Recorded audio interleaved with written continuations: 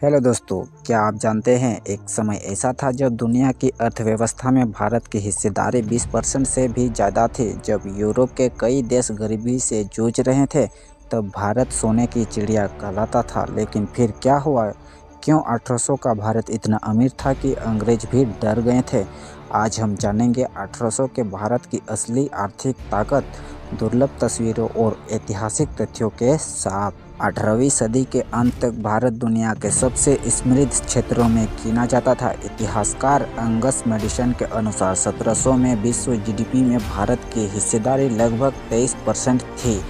भारत की संपत्ति के मुख्य कारण कृषि उत्पादन में आत्मनिर्भरता, कपड़ा उद्योग में विश्व नेतृत्व, मसालों और धातुओं का व्यापार, कारीगरों की अद्भुत कला, बंगाल, अवध, मैसूर और मराठा साम्राज्य आर्थिक रूप से मजबूत थे। विशेषकर बंगाल उस समय एशिया का सबसे समृद्ध क्षेत्र माना जाता था। 1750 के आसपास बंगाल का कपड़ा उद्योग इतना प्रसिद्ध था कि यूरोप की व्यापारी लाइन लगाकर खड़े रहते थे। ढाका की मलमल इतनी महीन होती थी कि उसे वुवन एयर कहा जाता था। यह वही समय था जब British east India company Bharat में व्यापार कर रही थी, लेकिन कंपनियां सिर्फ व्यापार नहीं चाहती थी, उसे सत्ता चाहिए थी। 1757 यह वो मोड़ था जहां से भारत की आर्थिक दिशा बदल गई। रॉबर्ट क्लाइव ने बंगाल के नवाब सिराजुद्दौला को हराया। इसके बाद कंपनी को बंगाल की दीवानी मिल गई, यानी टैक्स वसूली का अधिकार।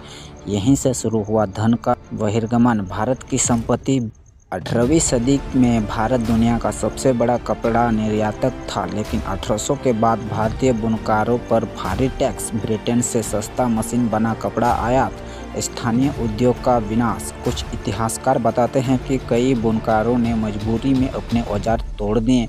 ब्रिटेन में औद्योगिक क्रांति हुई और उसका ईंधन बना भारत का धन। 1800 में भी भारत के पास विशाल जनसंख्या, प्राकृतिक संसाधन, कृषि क्षमता, हस्तशिल्प कौशल। अंग्रेजों का डर था कि यदि भारत संगठित हो गया तो कंपनी का शासन खत्म हो सकता है।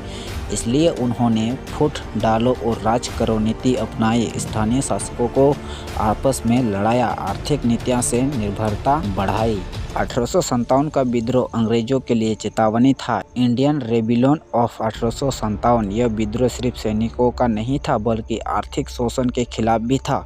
इसके बाद कंपनी शासन खत्म हुआ और भारत सीधे ब्रिटिश क्राउन में अधीन आ गया। 1900 तक का भारत की विश्व जीडीपी में हिस्सेदारी घटकर लगभग 3% रह गई। जहां 1700 में भारत दुनिया की आर्थिक शक्ति था, वहीं 1900 तक भारत एक उपनिवेश बन चुका था। सोने की चिड़िया कहे जाने वाला भारत कैसे धीरे धीरे आर्थिक गुलामी में जकड़ गया, लेकिन कहानी यहीं खत्म नहीं होती।